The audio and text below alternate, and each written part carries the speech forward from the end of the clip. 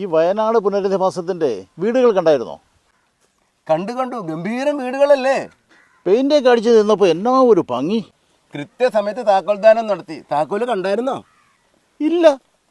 ഐശ്വര്യമുള്ള താക്കോലുകൾ എടുത്ത് സ്വർണ്ണത്തെളിയിൽ വെച്ചാൽ തളിക പോലെ നാണിക്കും.